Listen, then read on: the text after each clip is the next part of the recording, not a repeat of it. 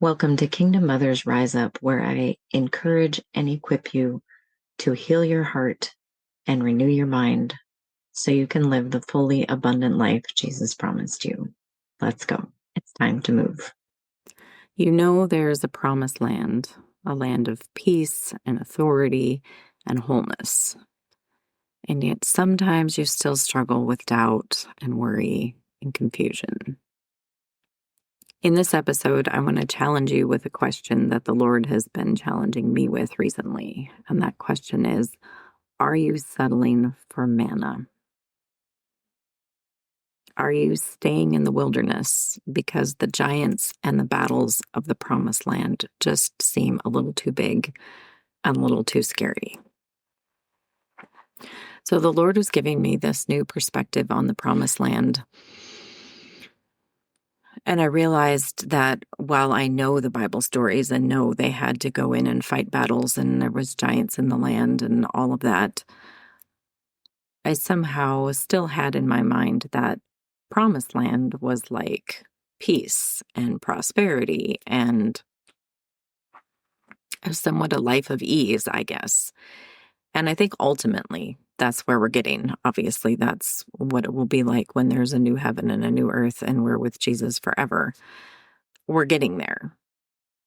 But when the Israelites first came to the edge of the promised land, it was still full of giants. It was still full of enemies. It was still full of people who worshiped pagan gods and did horrible things. And it was their responsibility to get those people out before they could have the promised land of abundance and prosperity and peace. And so the Lord just had me thinking about that so you had Israel that was in captivity, in slavery for 400 years, generations upon generations. And not all the generations had been slaves. I don't know the timeline on that exactly. Like, it had been enough time for the rulers of Egypt to forget who Joseph was and how he had saved their entire existence and how grateful they were to him and his family. I'm not exactly sure how long they had been slaves, but probably generations.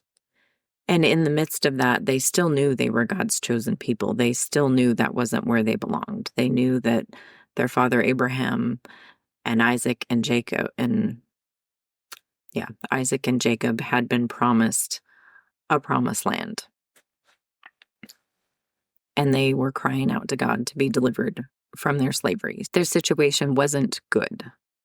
They were doing hard labor. They were making bricks. They were working in the fields. I don't know if they had to grow their own food on top of that. Life wasn't good. That's why they were crying out to the Lord. And he delivered them. He did 10 miracles in a row that impacted the Egyptians and didn't impact them. And he had shown off his power over all of the Egyptian gods, coming down to the final one where it took out the firstborn of Egypt. And he gets them to the Red Sea, and he gets them to the Red Sea. He's been leading them with a pillar of fire by night and a cloud of smoke during the day. They can see his presence. They can see he's there. They see him part the sea. Like, he's done all these incredible things. And they're in the desert for a little over 2 years before they get to the edge of the promised land. And after they'd been traveling for a while, I presume they ran out of the food that they brought with them. And the Lord starts providing manna every day. All they have to do is go out and pick it up. And sometimes there was quail. So they had to harvest the quail and cook the quail. And in this time in the desert, they're given the law. They're given the blueprint for the tabernacle. They build the tabernacle and all of the different pieces, all the curtains and the the ark and the lampstands and all the different things that he gave them to build the temple, they did all that in the wilderness. And they'd been living as slaves. They'd been living under Egyptian control. And so he had this time of like, okay, come out and renew your mind. Like, I'm telling you, this is how you settle your disputes. This is how you stay healthy. This is how you manage your property. This is how you manage your money. Like, all of this stuff. He's teaching them, like, this is how you're going to manage the promised land when you get there. And it wasn't enough. They got to the edge of the promised land and they sent in the 12 spies to go spy out the land, to go scope it out and see, like, what does this look like? How are we going to do this? And Joshua and Caleb came back and they're like, this land is amazing. God is so good. Let's go. And the other 10 were like, well, yeah, the land is amazing. I mean, like, look, we brought back a clump of grapes that was so big, it took 2 men to carry one clump of grapes. So the land is amazing. It's abundant and fertile and it's great. However, there are enemies and giants in the land, and we just look like grasshoppers to them, which wasn't true. We read that the people in the land of Canaan were terrified of the Israelites because they had heard about what happened in Egypt. So they weren't seeing the Israelites as grasshoppers. The Israelites were seeing themselves as grasshoppers. But so they came to this place of like, the Lord's like, yes, here's the promised land. I'm ready for you to go in. I'm ready for you to take it. However, that slavery mentality, I think that's what I've kind of always been told of, like, you know, you can get the people out of Egypt, but you can't get Egypt out of the people. And that might be the case. But part of it was also they'd gone from hard labor and, you know, doing the bricks and working in the fields in this hard, toiling life to all they needed to do was collect the manna and take care of their sheep and spend time, or at least what they should have been doing, is spending time with the Lord, getting to know him, getting to understand how he wanted them to live. And even if they weren't doing that, like, they had the contrast of like this hard, toiling life and manna, like kind of a welfare state. Like, the Lord was taking care of everything. Their clothes didn't wear out. Nothing. They were just completely taken care of. And now the Lord is saying it's time to go from this season of rest and start fighting your battles, start claiming your territory. And especially for that first generation going in, they weren't, like, they were going to reap the benefits of the promised land, but they also weren't in a lot of ways, because the way the Lord instructed is each tribe had a section of the promised land that was laid out for them. And so the ones who were closest to the Jordan were obviously going to get their land first. But once they got their land, they weren't off the hook. They were supposed to continue helping the other tribes get their land until the whole promised land was under the control of Israel and all the tribes. So this was like a generations project. I mean, I don't know how long it would have taken if they had followed the Lord, if they had continued asking, like, okay, we conquered this city, where do we go next? We conquered this city, where do we go next? You know, what's the plan for this? I don't know how long it would have taken, but assume it still would have taken years. It probably wouldn't have taken generations. I don't know. I don't know how you would figure something like that out. But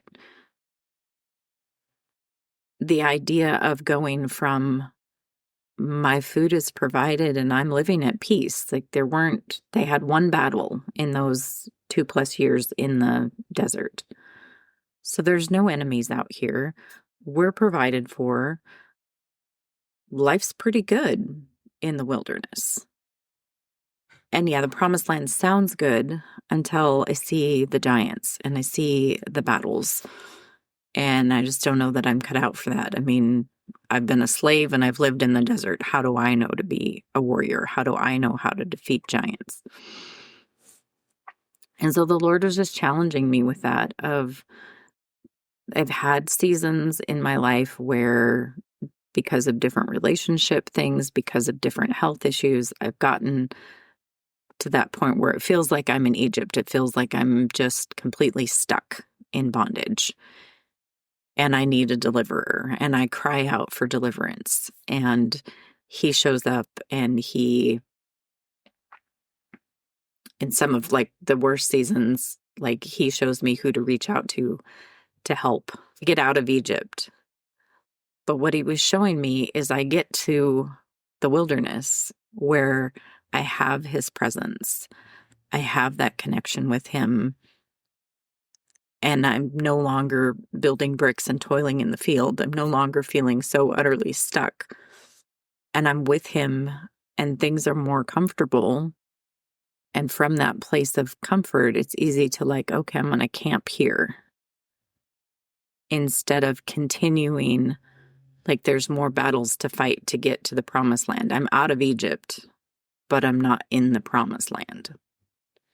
And obviously in Christ, I am. I'm in the promised land, but I'm not necessarily living like it if there's some battles that still need to be fought. There's still fear and doubt and confusion, which are all from the enemy. And if it's an enemy, then there's a battle to fight. And so looking at like, what do I need to push myself to go from the wilderness into the promised land? To go choose to fight those battles, not stay in the wilderness and wait for the battles to come to me and I'll fight them and deal with them when I have to. And I end up feeling like I'm in Egypt again. But to actually go forward and say, this is my ground, this freedom, this authority, this, having heaven's perspective in this particular situation, in this particular arena, and it's my job to bring it there, to go on the offense. What do I need to be able to go out and do that and go on the offense with the Lord? Because it's obviously all in his strength. If I go out to do it on my own, I'm going to be beat, just like the Israelites were when they didn't consult the Lord before they went to Ai. But sitting with the Lord in that of like, okay, what does it look like for me to say, like, I like the manna in my humanness and my weakness. I like you just providing my daily needs, and kind of put the blinders on and be like, I'm good. And yet there's my spirit that's like, there is so much more. And I so want to be out conquering Jericho and conquering Ai and taking out the giants, and want to be like Caleb, who at 80 years old was like, give me my mountain. This is my land for me and my generations. And I'm not afraid of those giants. Like, I know that the Lord has given me victory. Like, that's the promised land I want to be living in. That's that. And for us, obviously, it's not land. So kind of those state of minds of, am I in a wilderness manna and quail mindset, or am I in a promised land? The Lord put me here to expand the kingdom. And so I'm going to do that. I'm going to move forward. And yes, that means I don't get manna anymore. It means that I now live off the fruit of the land. And some of that fruit the Lord was providing because the people of the land had already planted the vineyards and things. But then there's other things like grains that need to be grown every season. And, animals that need to be harvested every season for meat. And so there's a whole different level of work and lifestyle in taking the promised land and living in the promised land than there was than living in the wilderness. And one of the things that he's showing me is like that intention to focus on that mindset that Caleb and Joshua mindset of like, this is ours. The Lord gave it to us. And so we're going to go take it. The enemy doesn't have a chance. I need to remind myself of that frequently because life keeps happening. And with all of the distractions there are and all of the ways that the enemy still knows how to pick at me, if I'm not reminding myself of that, then it's easy to be like the Israelites and be like, oh, let's go back to what was before. That wasn't really so bad. We trick ourselves or allow ourselves to be deceived way too easily. But one of the things that he's been showing me with that, along with reminding myself of that mindset of like, right, this is who I am, this is where I'm going, is I'm not going into the promised land alone. Joshua and Caleb couldn't go in by themselves when the other 10 and the whole nation didn't want to go. The Lord isn't sending you into your promised land alone either. We're meant to be part of a body. And so having a community, even if it's just 2 or 3 of other people that understand that you're a Caleb, that understand whatever that is, whatever your calling of like, this is a territory you're meant to go in and take possession of. And when I talk about territories, that might be an area of thinking. It might be a relationship, because we have to start with us, that we have to establish the Lord's rule and reign and sovereignty in ourselves before we're going to go out and take ground anywhere else. And so it's those battles with confusion or anxiety or the doubt that you're actually good enough and that God really called you and could use you. And I think at some level that battle will always be there. But there's also a level of settling that with the Lord and being able to come back to it when the temptation to doubt comes in, to be able to come back to what the Lord said and who he says you are and who he is and all of those things. That needs to be established. And so that is the territory we're taking to begin with, is the territory within us, within our own mind and our own soul, those places that don't trust the Lord and don't trust his goodness.